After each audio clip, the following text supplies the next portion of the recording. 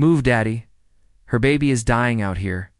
Lila Hart said it loud enough to stop the sidewalk. 7 years old, cheeks red from the cold, breath puffing in short clouds. She yanked her father's sleeve like the street itself was on fire. Adrian Hart, billionaire CEO, froze mid-step.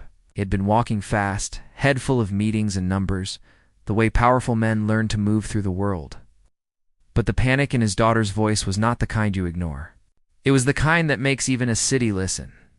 On the stone steps outside the library, a young woman sat curled against the wall, knees pulled tight to her chest.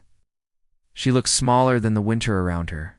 Her jacket was too thin, her hands bare, her face pale with that drained kind of cold that comes from being outside too long.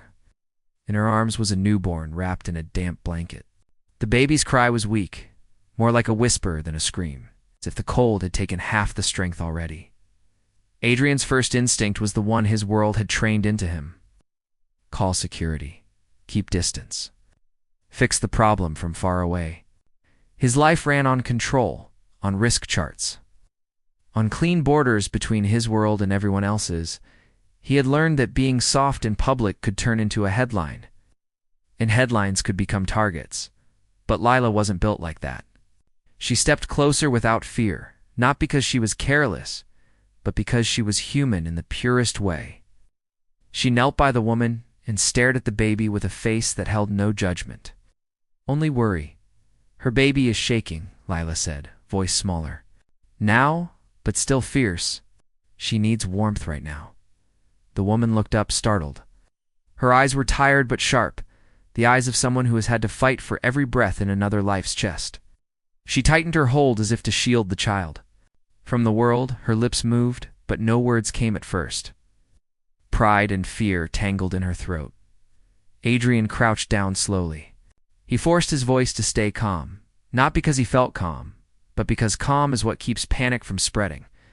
Are you okay? What do you need? The woman swallowed once, then said it with a quiet honesty that didn't beg. Somewhere warm, she was. Born 2 weeks ago? We got turned away last night. I tried to keep her covered, but I don't think it's enough. Her name was Tessa. She didn't say it like she wanted pity.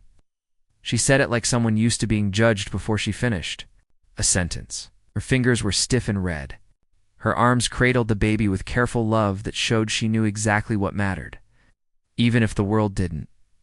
Adrian's eyes flicked to the blanket. The edge was wet, the kind of wet that makes cold bite harder. He felt an old tightness. In his chest, a battle between what he could do and what he was supposed to do. He could already hear his assistant's voice listing his schedule. The driver waiting, the board call in 20 minutes, the cameras that might appear if someone recognized him. Then he heard Lila again. Daddy, stop thinking, look at her. He did. Look. Not at the woman first, but at his daughter.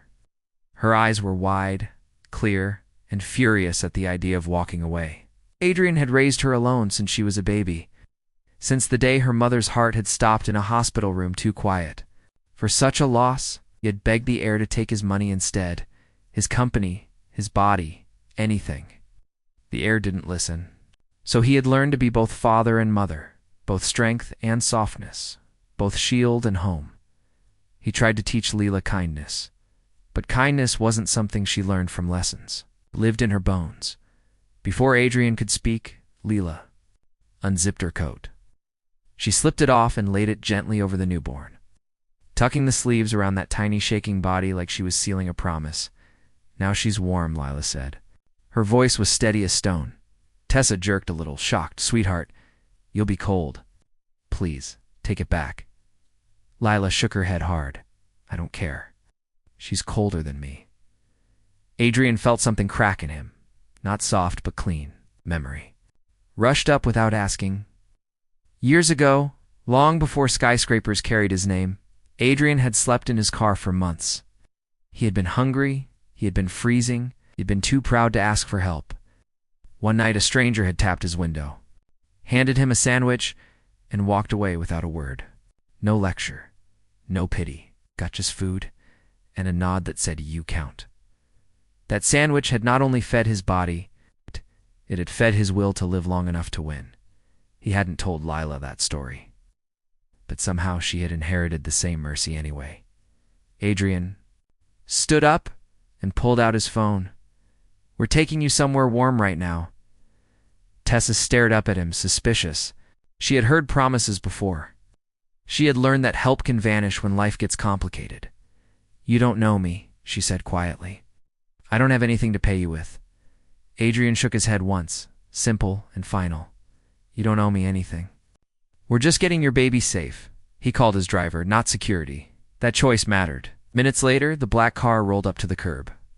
A few passers-by slowed. Someone recognized Adrian and whispered. A phone lifted.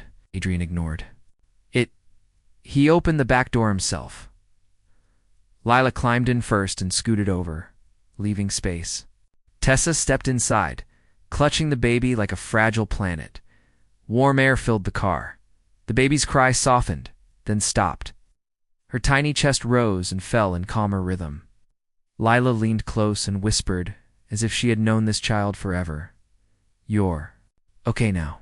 We got you." Adrian rode in silence, watching Tessa's face in the mirror. She looked like someone who had been holding her breath for months and didn't know if she was allowed to exhale.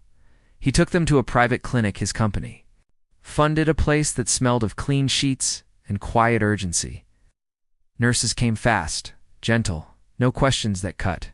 They checked the baby's temperature, wrapped her in a heated blanket, and brought Tessa warm tea and food. The baby's color returned slowly, like sunrise in a small body. Adrian stood back at first, giving space. Lila didn't. She sat beside Tessa, legs swinging softly, one small hand resting on the edge of the baby's blanket like an anchor. The doctor returned and spoke, with calm certainty.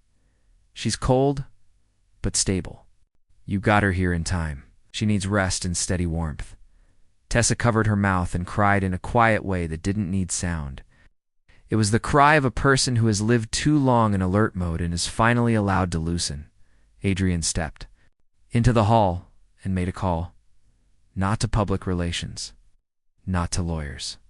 To the director of his foundation. "We need emergency housing tonight. A caseworker in the morning. Medical follow-up already scheduled. Make sure she's treated with respect." He paused, feeling the truth of his own words, "and make sure she knows this isn't charity. It's care." When he returned, Lila had fallen asleep on a chair. Her head rested against Tessa's arm like it belonged there. Tessa looked down at the sleeping child with stunned tenderness. "She's a good little girl," Tessa whispered.